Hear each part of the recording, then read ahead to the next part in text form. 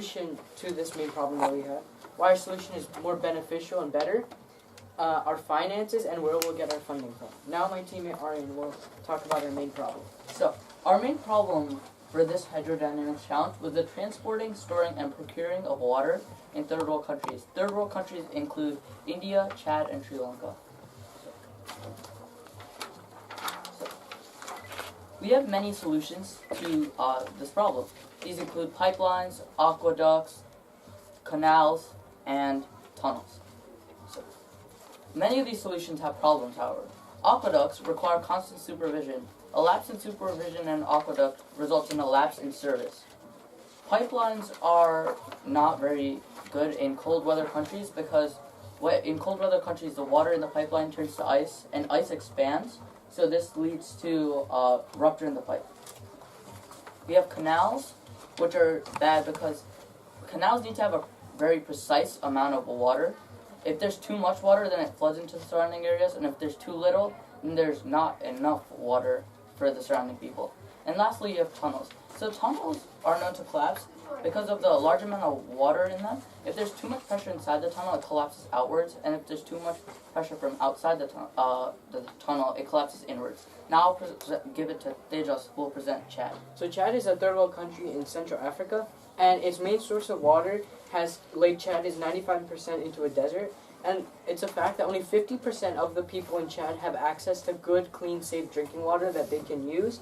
And also, Lake Chad water isn't very clean either due to its heavy garbage disposal, and Lake Chad is also sinking due to its high amounts of pollution. Now my team at Aditi will talk about our solution. There are two parts to our solution. First, we'll collect rainwater and put them in buckets so people can give them to their plantation or anything except drinking and cooking water because rainwater is low mineral water.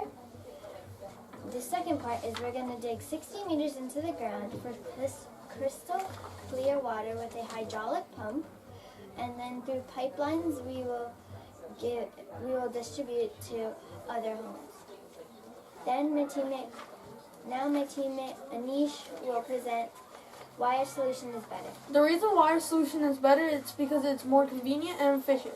It's more convenient because people don't need to walk miles to get water.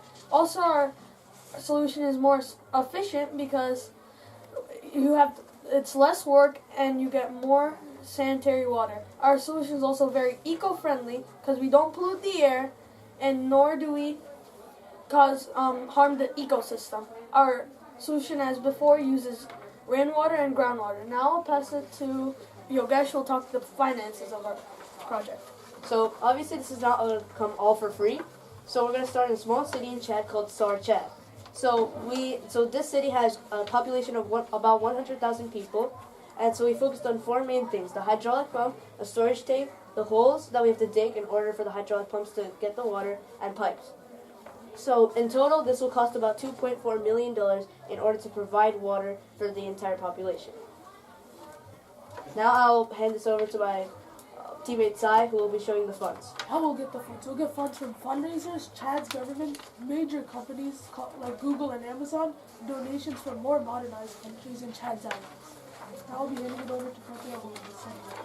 So to summarize the whole project, our solution is better because the current solutions don't work in places like Sar Chad, whereas our solution does. And our solution is cost effective because